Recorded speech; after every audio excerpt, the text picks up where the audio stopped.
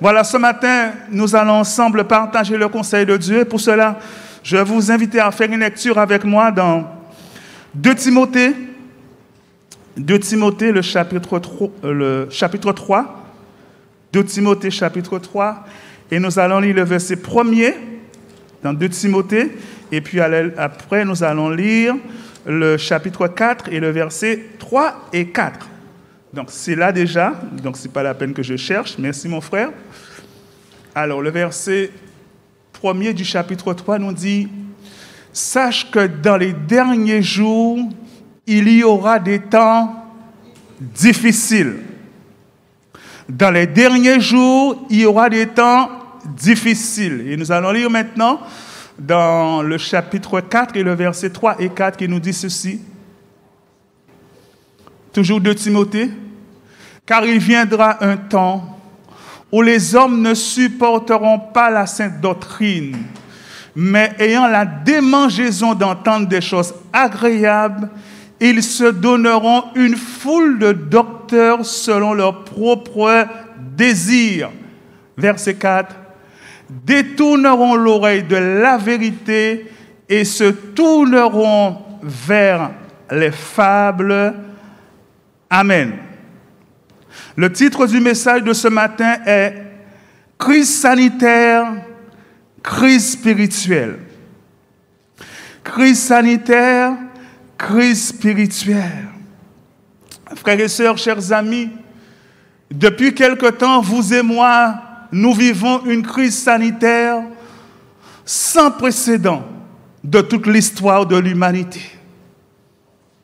Jamais l'homme, jamais notre monde n'a connu une telle crise, avec des conséquences aussi désastreuses et aussi dommageables. Et cela dans presque tous les secteurs d'activité. Et jour après jour, les grands, les savants, les scientifiques, les chercheurs, les spécialistes de la santé, les politiques cherchent le remède approprié pour faire face à cette pandémie. Et lorsqu'ils pensent avoir trouvé la solution face au Covid-19, tout de suite, il y a eu quoi? Il y a eu les variants. Il y a eu les variants qui, jusqu'à aujourd'hui, compromettent tous les plans mis en place pour une sortie de crise. Et face à cette pandémie qui dure et qui perdure, presque tous les secteurs d'activité sont au ralenti. Et nous constatons que les résolutions, les décisions, les discours changent avec le temps. Ce qui est dit hier n'est pas forcément valable aujourd'hui. Et ce qui est dit aujourd'hui ne sera pas forcément valable demain. Pourquoi? Parce que les hommes sont dépassés. Les hommes sont dépassés face à cette pandémie que nous traversons. Mais j'aimerais vous dire, frères et sœurs, que s'il est vrai que les hommes sont dépassés, notre Dieu, lui, n'est pas dépassé. Notre Dieu, lui, il contrôle toutes choses. Et j'aimerais que nous sachions ce matin que notre Dieu, il n'est pas indifférent par rapport à ce que nous traversons. Il n'est pas non plus insensible par rapport à ce que nous traversons.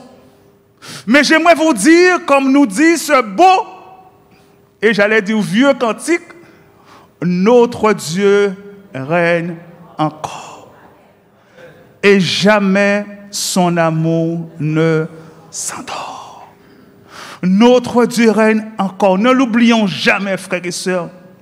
qu'à travers ce que nous voyons, qu'à travers ce que nous entendons, qu'à travers ce que nous vivons, rappelons-nous toujours que notre Dieu règne encore. Et surtout, que jamais son amour ne s'endort.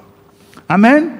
Et avec la crise sanitaire, il y a des mots, il y a des expressions qui sont devenues célèbres. Par exemple, le mot vague. C'est devenu célèbre. Je ne sais pas si vous l'avez constaté. Première vague. Deuxième vague. Troisième vague. Quatrième vague. Cinquième vague. Et on ne sait pas. On ne sait pas s'il n'y aura pas une sixième vague. C'est devenu célèbre. Le mot masque également est devenu célèbre. On parle de masque, de masque, de masque. Et vous et moi, depuis combien de temps nous portons des masques? Vous vous rappelez? On ne sait même pas depuis combien de temps. Ça fait longtemps que nous avons des masques. Nous ne voyons plus nos visages comme auparavant. Mais ce sont des mots qui sont devenus célèbres. Le mot variant, c'est devenu également un mot célèbre. Confinement, couvre-feu, télétravail, ce sont des mots qu'on parlait avant, mais ces mots-là sont devenus célèbres. Présentiel, distanciel, et surtout, vaccin. Vaccin. C'est un mot qui est devenu hyper célèbre. On en parle presque tous les jours. Quand vous ouvrez votre poste de télé ou de radio, vous allez entendre parler de l'un de ces mots que je viens de vous dire là. Et pourquoi pas tous ces mots-là? Pourquoi? Parce que nous sommes dans cette crise sanitaire. Mais j'aimerais que nous puissions nous arrêter un instant sous la crise spirituelle. Et nous allons revenir à notre texte de base dans 2 Timothée, chapitre 3 et le verset 1er qui nous dit « Sache que dans les derniers jours, il y aura des temps difficiles. » Et je m'empresse de dire, frères et sœurs, que pour Dieu, selon Dieu, les mots jour, temps, année, il n'a pas la même conception que nous. Dieu n'a pas la même conception que nous. Pourquoi? Parce que notre Dieu, il est hors du temps. Nous, nous sommes dans le temps. Mais Dieu, lui, il est hors du temps. On regarde un petit peu ce que l'apôtre Pierre nous dit dans 2 Pierre, le chapitre 3. 2 Pierre, chapitre 3 et le verset 8, il nous a dit ceci. 2 Pierre, chapitre 3 et le verset 8.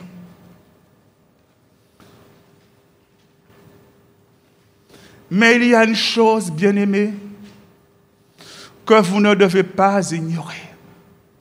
C'est que devant le Seigneur, un jour est comme 1000 ans.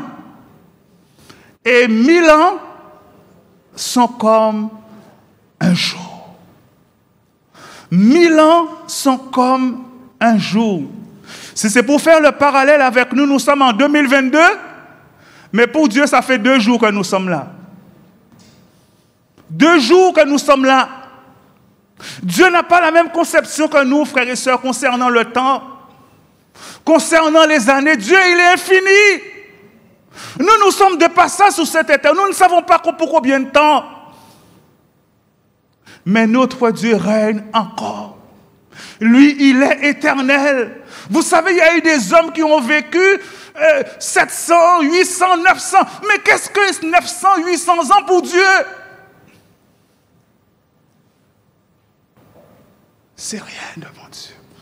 Notre Dieu, il est hors du temps. C'est pour ça qu'il est digne de louange.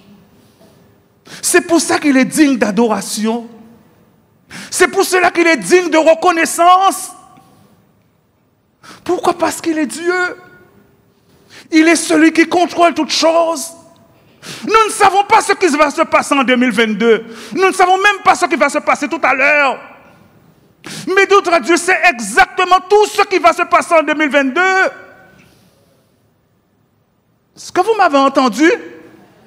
Dieu sait exactement en détail tout ce qui va se passer en 2022. Parce qu'il est Dieu. Et nous devons le respecter. Et surtout l'honorer et le glorifier. Amen. Et l'apôtre poursuit. Parlant toujours du temps, il nous dit, sache que dans les derniers temps, on va revenir à 2 Timothée, le chapitre 3 et le verset 1er. Il nous a mentionné qu'il y aura des temps difficiles. Certains diront, mon frère, ça fait longtemps que je vis des temps difficiles. Au sein de mon foyer, diront certains. Au sein de ma famille, diront d'autres. Au sein de mon travail. Ça fait longtemps que je vis des moments difficiles. Des temps difficiles. Mon frère, si c'est ton cas, ma soeur, si c'est ton cas, je veux te dire en ce matin, tiens bon. Tiens bon, Dieu est fidèle. Tiens bon, Dieu est fidèle. Jamais il ne délaisse ceux et celles qui se confient en lui. Amen. Mais j'aimerais aller plus loin pour dire ceci, sans être, frère, ni alarmiste, ni pessimiste. Pour vous dire, frères et sœurs, que ce n'est que le commencement des douleurs. J'aimerais que nous puissions savoir, frères et sœurs, que notre monde n'ira pas mieux. Le monde dans lequel nous vivons n'ira pas mieux. Même si les politiques nous promettent un avenir meilleur, ça n'ira pas mieux. Frères et sœurs, seul Dieu connaît toutes choses. Et seul Dieu est le maître du temps et des circonstances. Et c'est pour cela, en ce matin, que le Saint-Esprit veut nous interpeller. C'est pour cela que le Saint-Esprit veut nous alerter en ce matin. Nous disons qu'il y aura des temps difficiles. Frères et sœurs, Dieu ne veut pas que vous et moi nous soyons dans l'ignorance concernant les choses difficiles qui nous attendent. Vous allez me dire, mais mon frère, je suis enfant de Dieu. Oui, tu es enfant de Dieu, mais tu auras des moments difficiles. Ce n'est pas parce que nous sommes enfants de Dieu que nous ne serons pas épargnés par les épreuves et les difficultés auxquelles nous traversons. Vous savez, dans la COVID-19, il y a des chrétiens qui sont morts. Hein? Des chrétiens qui sont morts. On va dire, oui, mais ce n'était pas pour nous les chrétiens. Une sœur m'a dit, mon frère, cette maladie-là, ce n'est pas pour les enfants de Dieu. Je dis, ah bon? Ce n'est pas pour les enfants de Dieu. Ah bon? Donc tu m'apprends quelque chose là. Et pourtant, on entend des bien-aimés, frères en Christ, qui sont décédés par le Covid. Tout ça pour vous dire, frères et sœurs, que nous, vous et moi, nous devons être armés de courage pour faire face aux circonstances qui vont venir sur notre monde. Dieu veut en ce matin que vous et moi, nous soyons en alerte. Que nous soyons éveillés et que nous soyons réveillés. Que nos yeux soient ouverts sur tout ce que nous sommes en train de vivre, frères et sœurs. Les temps difficiles sont là. Mais certainement, il y aura encore des temps beaucoup plus difficiles qui nous attendent. Et le Saint-Esprit veut que nous puissions être prêts à affronter ces temps difficiles. Amen. Frères et sœurs, ça c'est très important ce que je suis en train de vous dire en ce matin. Et l'apôtre Paul, toujours lui, il nous dit ceci. Dans Romains le chapitre 13 et le verset 11. Romains le chapitre 13 et le verset 11, il nous dit ceci. Romains chapitre 13, cela importe d'autant plus que vous savez en quel temps nous sommes. Encore le mot temps qui revient. En quel temps? Car maintenant le salut, c'est l'heure de vous réveiller enfin du sommeil. Car maintenant le salut est plus près de nous que lorsque nous avons cru. C'est l'heure de vous réveiller enfin du sommeil. Frères et sœurs, de quel sommeil est-il question ici? Du sommeil naturel ou du sommeil spirituel? Du sommeil spirituel. C'est l'heure de nous réveiller. Il nous dit enfin du sommeil. Pourquoi il dit enfin? Pourquoi dit-il enfin? c'est parce que peut-être ça fait longtemps que nous sommes en train de dormir, sans même nous rendre compte.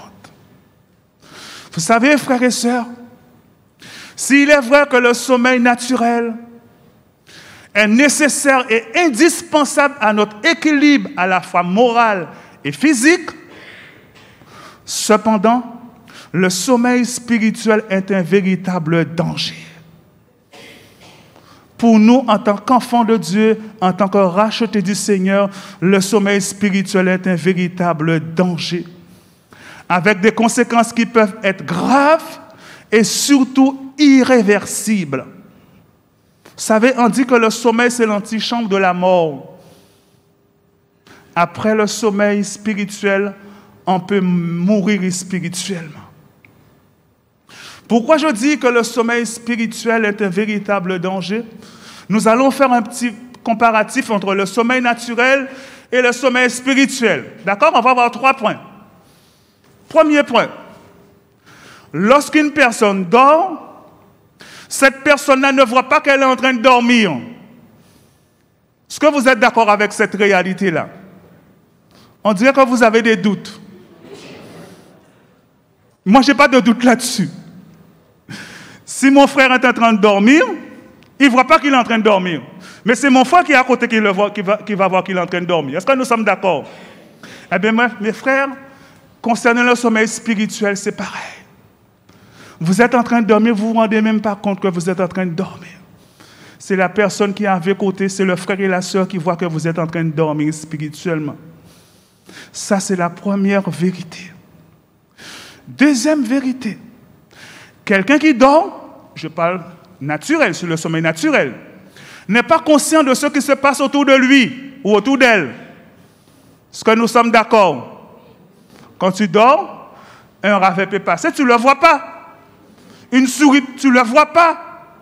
Quelqu'un peut marcher dans la maison, tu ne le vois pas. Pourquoi? Parce que tu es en train de dormir, tu n'es pas conscient de ce qui se passe autour de toi. Pareil. Quand spirituellement nous sommes en train de dormir, nous ne voyons pas, nous ne sommes pas conscients de ce qui se passe autour de nous. Il y a des choses graves qui se passent autour de nous. Il y a des choses parfois atroces qui se passent autour de nous. Nous ne sommes pas conscients. Pourquoi? Parce que nous sommes en train de dormir. Et troisième vérité, une personne qui est en train de dormir est à la merci de toute forme de dommage, de toute forme de choses difficiles qui peuvent l'atteindre. Quand vous êtes en train de dormir, on peut vous agresser. Vous êtes en train de dormir, on peut vous cambrioler. Pourquoi? Parce que vous êtes en train de dormir. Eh bien, concernant le sommeil spirituel, c'est pareil. C'est pareil. Nous sommes à la merci, quand nous sommes en train de dormir, nous sommes à la merci de l'ennemi de notre âme. Et son but, c'est de nous faire périr spirituellement. Donc, frères et sœurs, vous et moi, faisons attention. Car peut-être que nous sommes en train de ronfler spirituellement sans même nous rendre compte. Sans même nous rendre compte. Et c'est pour ça que le Saint-Esprit veut nous interpeller en ce matin. C'est pour cela que le Saint-Esprit veut nous réveiller en ce matin. Dormir par rapport à ce que nous entendons. Nous entendons tellement de choses, n'est-ce pas vrai? Dormir par rapport à ce que nous voyons tellement de choses. Mais également, nous vivons parfois des choses difficiles qui peuvent nous plonger dans un sommeil spirituel. Et vous et moi, nous avons besoin d'être éveillés. Nous avons besoin d'avoir les yeux ouverts, frères et sœurs. Frères et sœurs, ça c'est très important. Combien de personnes sont peut-être, j'allais dire, debout, on va dire peut-être en action, on va dire, pour Dieu, mais ils ne savent pas qu'ils sont en train de dormir. Ils ne savent pas qu'ils sont en train de dormir. Ils font des choses pour Dieu, mais le cœur n'y est plus là. On n'a plus la même démangeaison pour Dieu. On n'a plus le même dévouement pour Dieu. Mes frères et sœurs, je pense que vous vous retrouvez dans ce que je suis en train de dire. On n'a plus la même détermination pour Dieu. On n'a plus le même zèle pour l'évangile du Seigneur. On n'a plus envie de parler de Jésus autour de nous. On n'a plus goût. Il y a tellement de choses qui se passent autour de nous. Nous vivons dans un monde bouleversé. Et parfois, on est préoccupé par ce que nous sommes en train de vivre. Pourquoi? Parce qu'on a nos problèmes. Et on se dit, il faut que je règle mes problèmes avant de revoir ceux des autres. On n'a même pas le temps de regarder si le frère et la sœur sont en difficulté. Pourquoi? Parce qu'on a nos problèmes personnels. Et nous pouvons, frères et sœurs, être en train de dormir spirituellement sans même nous rendre compte. Et en ce matin, le Saint-Esprit veut nous interpeller et surtout nous réveiller. On va aller plus loin et considérer un autre verset, notre verset de base que nous avons lu. Maintenant, dans 2 Timothée, le chapitre 4 et le verset 3 et 4, il nous est dit ceci. 2 Timothée, chapitre 4, verset 3 et 4, il nous est dit ceci.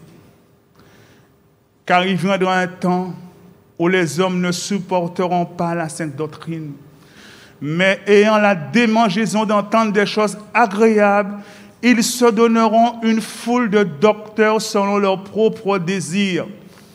Et le verset 4, détourneront l'oreille de la vérité et se tourneront vers les fables. Se tourneront vers les fables. Détourneront l'oreille de la vérité. Bien-aimé, ce temps-là, quelqu'un me dira, on va revenir, où les hommes ne supporteront pas la sainte doctrine. Frères et sœurs, ne sommes-nous pas dans ce temps-là? Où parler du péché, parler de sainteté, parler du jugement divin n'a plus la cote. Mais ce sont plutôt les messages qui sont sur les réseaux sociaux, qui ont le vent au pourpre. Et combien de personnes, combien de chrétiens adhèrent à ces discours, prennent plaisir à ces discours. Combien de chrétiens, d'enfants de Dieu, ont abandonné la sainte doctrine pour aller à la rencontre de ces docteurs. Béni soit Dieu de ce que ceux et celles, à un certain moment, ils se rendent compte de leur erreur et ils reviennent dans la bergerie. Ils reviennent écouter la sainte doctrine. Mais il y a de ceux qui malheureusement n'ont pas le courage de revenir. Et qu'est-ce que ces bien-aimés là font? Ils restent chez eux. Et ils vivent leur vie spirituelle en solo. Ce qui n'est pas du tout la volonté de Dieu pour eux. Frères et sœurs, on peut se tromper, car qui ne s'est jamais trompé? Mais il faut savoir reconnaître nos erreurs et tirer leçon de nos erreurs afin de ne pas recommencer. Amen. Ce sont des choses, frères et sœurs, qui arrivent. Des personnes peut-être qui étaient motivées pour Dieu et qui malheureusement ont dit certainement là il y a mieux, donc je vais aller par là certainement, je vais trouver mon épanouissement. Et parfois ces personnes-là se disent, mais ça alors je me suis trompé. On pense parfois que l'herbe est meilleure au-delà de la barrière. Ce sont des choses que vous avez entendues, ce sont des choses qui arrivent encore aujourd'hui. J'aimerais dire ceci, frères et sœurs. Combien beaucoup de chrétiens, enfants de Dieu, sans aucune comorbidité particulière, ont fait le choix de ne plus venir à l'église. On fait le choix de vivre leur spirituel, de se nourrir spirituellement à la maison. Combien d'enfants de Dieu ont fait le choix de faire le culte personnel ou en famille, ou de se réunir en petit comité. Frères et sœurs, j'aimerais vous dire que ce n'est pas une mauvaise chose, mais cela dépend du contexte dans lequel on se trouve. Autrefois, vous avez entendu comme moi, le mot d'ordre était alors que la crise sanitaire faisait rage, le mot d'ordre était « restez chez vous ». On devait rester chez nous. En créole, nous devons dire « restez à Kazao ». c'est-à-dire pas déplacés. Et nous avons obéi. Mais maintenant que Dieu nous fait grâce, j'aimerais souligner ce mot, frères et sœurs. Maintenant que Dieu nous fait grâce, que l'Église est ouverte, nous avons la possibilité de venir célébrer le Seigneur ensemble, de le glorifier ensemble, la possibilité de le louer de tout notre cœur. J'aimerais vous dire, frères et sœurs, il y a dans des pays où il y a la persécution, où les gens se réunissent au prix de leur vie. Quand les gens vont se réunir, ils ne savent pas s'ils vont retourner chez eux. Ils ne savent pas s'ils seront toujours en vie. Ils partent en vie, mais ils ne savent pas s'ils seront toujours en vie à leur retour. Et pourtant, ils bravent ces choses-là pour pouvoir se réunir comme nous nous réunissons.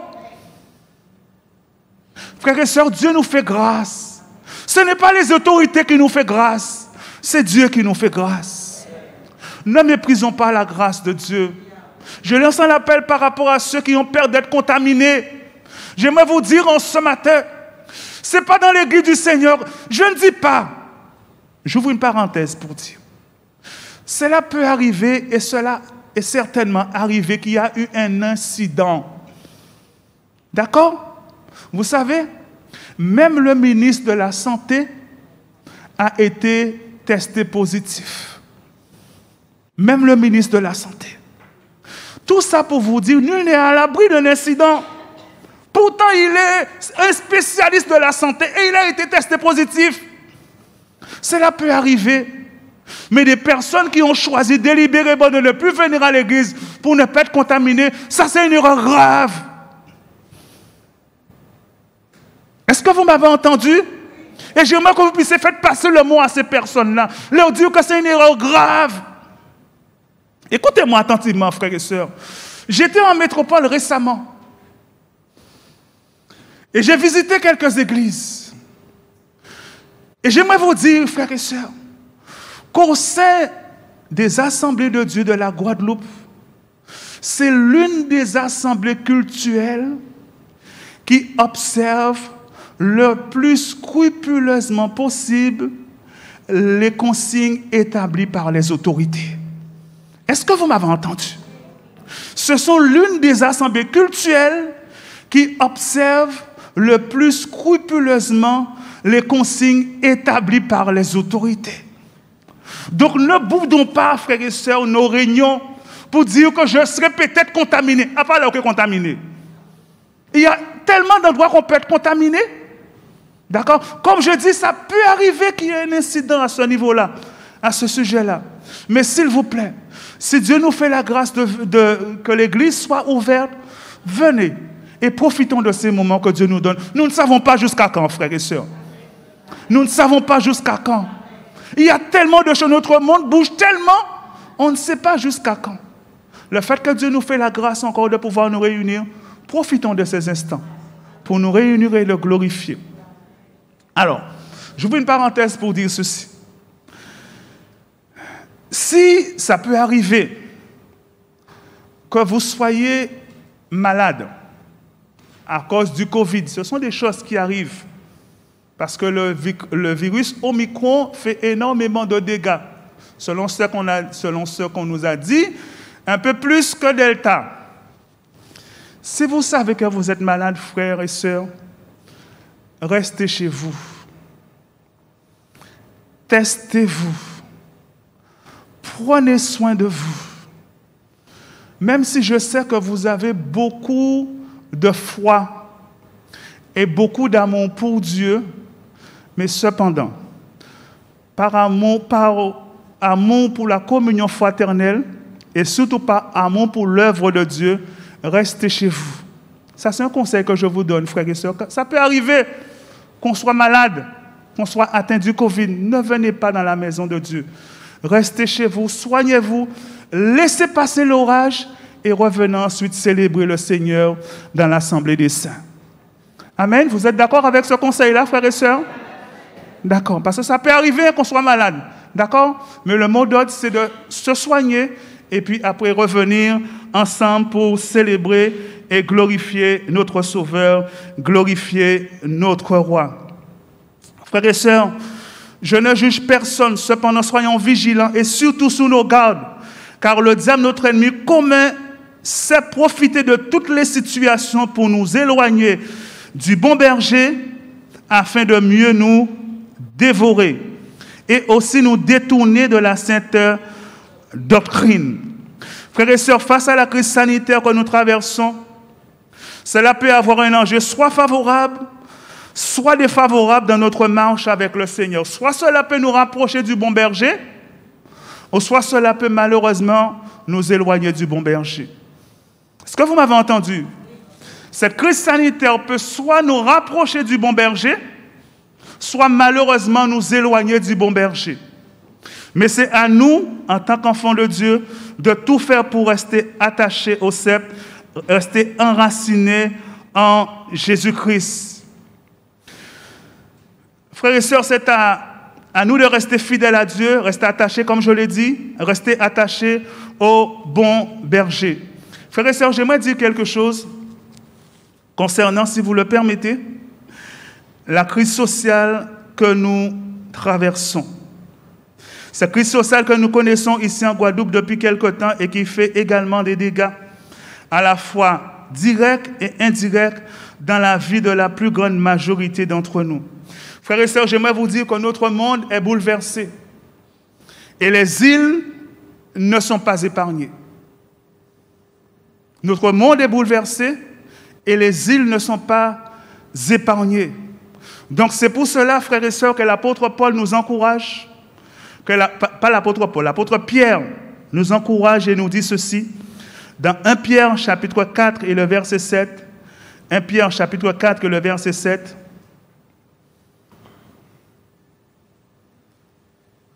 la fin de toute chose est proche. Soyez donc sages et sobres pour vaquer à la prière. La fin de toute chose, nous dit l'apôtre, est proche. Et il nous donne un conseil sage, frères et sœurs. Un conseil à prendre en considération. Soyez donc sages et sobres pour vaquer à la prière. Frères et sœurs, au travers de ce que vous et moi nous sommes en train de vivre, au travers de ce que nous voyons et entendons, nous avons besoin de nous tenir au pied du Seigneur. Amen. Nous avons besoin d'être des hommes et des femmes de prière. Amen. Déjà prier pour nous-mêmes. Car nous avons besoin d'aller jusqu'au bout avec le Seigneur. N'est-ce pas vrai? Bien-aimés, lorsque vous voyez des personnes qui malheureusement abandonnent le Seigneur, ne les jugez pas, mais plutôt priez pour eux. Pourquoi? Parce que c'est Dieu qui nous fait grâce de rester encore debout. Ne dites pas c'est parce que je suis plus fort spirituellement qu'elle ou que lui. C'est parce que Dieu nous fait grâce, frères et sœurs. Et nous avons besoin, frères et sœurs, de rester au pied du Seigneur. Nous avons besoin plus que jamais d'être des hommes et des femmes de prière, de ceux qui se tiennent à la brèche. Frères et sœurs, les combats sont là, les difficultés sont là. L'apôtre nous dit, c'est un temps, mais c'est un temps, c'est vrai pour la grâce. Donc, nous appelons les pécheurs à venir à Jésus. Mais c'est un temps où vous et moi, notre foi seront durement éprouvées par toutes sortes de choses. Et vous et moi, nous avons besoin de rester attachés au sceptre. Nous avons besoin de rester enracinés en Jésus-Christ. Amen. Le temps de la grâce est encore là et j'encourage ceux et celles peut-être qui n'ont pas encore fait la paix avec Dieu de ne pas attendre qu'il ne soit trop tard. Car j'aimerais te dire en ce matin que ton avenir est entre les mains de Dieu. Et ton lendemain, tu ne le sais pas ce qui peut se passer. Donc pendant que Dieu te donne encore la possibilité, pendant que tu as encore le souffle de vie, j'aimerais t'encourager à prendre position pour Jésus. J'aimerais t'encourager à recevoir Jésus dans ton cœur avant qu'il ne soit trop tard. Car j'aimerais vous dire, chers amis, la porte de l'arche est restée ouverte pendant quelque temps. Le temps que les animaux que Dieu avait choisis puissent entrer. Et un jour, La Bible nous dit, la main de l'Éternel avait fermé l'arche. C'est sa main qui l'a fermée. Et il était trop tard. Les habitants de la terre qui étaient là se sont mis à taper sous le bateau, sous l'arche. Mais il était trop tard. Trop tard. De même que la porte de la grâce est encore ouverte aujourd'hui. Et vous avez la possibilité d'entrer gratuitement. Il n'y a rien à payer. Pourquoi? Parce que Jésus a déjà tout payé. Il suffit d'entrer simplement. D'entrer dans l'arche, d'entrer dans la porte de la grâce et de jouir de tout ce que Jésus a mis en réserve pour toi. Non seulement pour ce temps présent, mais également pour l'éternité. Donc toi qui m'écoutes ce matin, toi qui n'as jamais donné ta vie à Jésus, j'aimerais t'encourager à le faire aujourd'hui. N'attends pas qu'il ne soit trop tard. Vous savez, la mort frappe tellement vite. Des personnes qui étaient bien, et brutalement on entend que ces personnes-là sont mortes. On dit, c'est pas possible. Mais hier je l'ai vu, hier on était ensemble, aujourd'hui on a parlé au téléphone. Pourtant cette personne-là n'est plus. Surtout avec cette recrudescence d'AVC ici en Guadeloupe et ailleurs. Donc mon ami, ce matin, n'attends pas qu'il ne soit trop tard. Dieu est celui qui inlassablement t'appelle. Peut-être ça fait des semaines, ça fait des mois qu'il t'appelle. Ça fait peut-être des années qu'il frappe à la porte de ton cœur. Peut-être jusqu'à aujourd'hui, tu n'as jamais ouvert ton cœur. Mais j'aimerais te dire qu'en ce matin, tu as la possibilité d'ouvrir ton cœur et dire, Seigneur, me voici. C'est vrai que j'ai résisté. C'est vrai que j'ai pensé vouloir vivre ma vie à ma manière et être heureux. Mais je réalise que c'est le désespoir qui m'envahit. Plus j'avance, plus je suis désespéré. Et j'ai besoin que je te recevoir dans mon cœur comme mon Seigneur et mon Seigneur, afin que ma vie ne soit plus la même, afin que ma vie ne soit plus comme auparavant. Tu as la possibilité de le faire. Donc c'est pour ça que je disais, c'est un temps, c'est vrai, pour prier pour nous-mêmes. Donc je reviens pour dire qu'on a besoin de la grâce de Dieu. Nous en tant que chrétiens, nous en tant que nouvelles créatures, nous en tant que rachetés du Seigneur, nous avons besoin de la grâce de Dieu pour aller plus loin et surtout persévérer jusqu'au bout. Car rappelez-vous, c'est celui qui et celle qui persévérera jusqu'à la fin qui sera sauvé. Mais nous avons également besoin de prier, parce que l'apôtre nous encourage, c'est l'heure de vaquer à la prière. De prier pour ceux qui nous sont proches.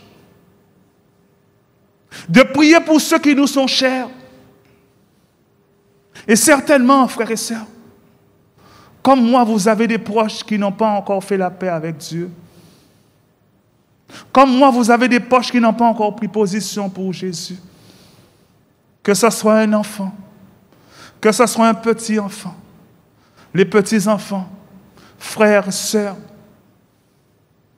oncle, tante, nièce, neveu, maman pour ceux qui sont encore jeunes, papa pour ceux qui sont encore jeunes.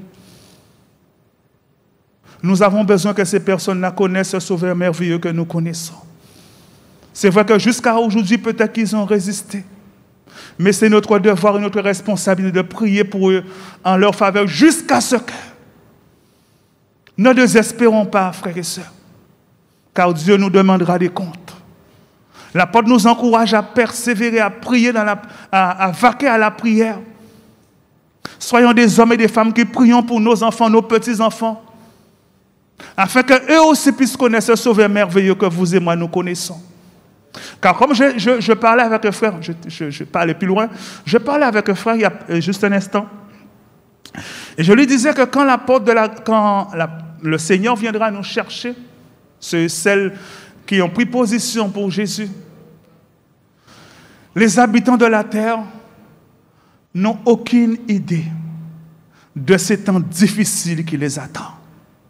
Lorsque l'Église sera enlevée, les habitants de la terre, ceux qui seront restés, ils n'ont aucune idée de ces choses difficiles et terribles qui les attendent. Et j'aimerais, frères et sœurs, que vous et moi, nous qui avons nos proches, nos chers qui ne sont pas au Seigneur, ne vivent pas ces temps difficiles. Car ce sont des temps terribles. Quand vous lisez le livre de l'Apocalypse, Je ne sais pas, certainement vous avez chair de poule comme moi-même. C'est temps difficile qui attend les habitants de la terre après l'enlèvement de l'Église. Et nous ne savons pas quand est-ce que le Seigneur Jésus va revenir chercher son Église. Vous savez qu'il peut venir ce soir? Je vous surprends? Vous dites peut-être je ne suis pas prêt, Seigneur? D'où l'importance d'être toujours prêt, frères et sœurs. On ne sait pas ni le jour ni l'heure. À n'importe quel moment, il peut revenir chercher son Église. Amen? Et nous avons besoin d'être prêts pour partir avec lui dans les nuées. Amen. Et je conclue pour dire ceci, frères et sœurs. Crise sanitaire, crise spirituelle. S'il est vrai, comme nous l'avons dit, la crise sanitaire a fait et fait encore d'énormes dégâts. Et cela dans presque tous les secteurs d'activité. Cependant, frères et sœurs, dans le domaine spirituel, faisons tout pour ne pas être des victimes de la crise sanitaire, mais plutôt des vainqueurs dans le nom de Jésus-Christ. Est-ce que vous savez que la crise sanitaire a déjà fait énormément de victimes dans le domaine spirituel? Je ne parle pas des gens qui sont morts, hein? Aussi, si je peux parler, morts, mais des gens qui sont morts spirituellement. D'accord? Parce qu'il y a des morts physiques, mais il y a également des morts spirituelles. Est-ce que vous savez, on dirait que je vous surprends. Ça, elle a déjà fait énormément de victimes dans le domaine spirituel, frères et sœurs. Faisons tout, vous et moi, pour ne pas être des victimes de plus, mais plutôt des vainqueurs dans le nom de Jésus. Amen, car le Seigneur Jésus revient bientôt chercher son Église. Soyons, vous et moi, être prêts pour partir à la rencontre de ce Sauveur merveilleux que vous et moi, nous aimons tant et que nous chérissons tant. Amen. Que son nom soit béni. Il y a une chose que je n'ai pas dit, j'aimerais juste le dire, si vous le permettez très rapidement. C'est une parenthèse que j'ai ouverte dans le premier culte que je n'ai pas ouvert avec vous. Bien que la crise sanitaire fait énormément de ravages dans notre monde, mais cela ne nous interdit pas. Ce n'est pas parce qu'il y a la crise sanitaire que désormais on n'a plus le droit de tousser. On n'a plus le droit d'avoir un rhume. On n'a plus le droit d'éternuer. Ça vous fait rire, mais je connais des personnes, quand quelqu'un tousse, il faut qu'ils regardent qui est-ce qui a toussé. Bien-aimé, ça ne nous interdit pas de tousser. D'accord? Il y a des personnes qui se privent même de tousser pour ne pas être regardées comme ayant le virus. D'accord, frères et sœurs? Ne tombons pas dans la psychose, frères et sœurs. D'accord? Hein? Soyons des personnes équilibrées. Le virus est là, mais le Seigneur est également là. Amen.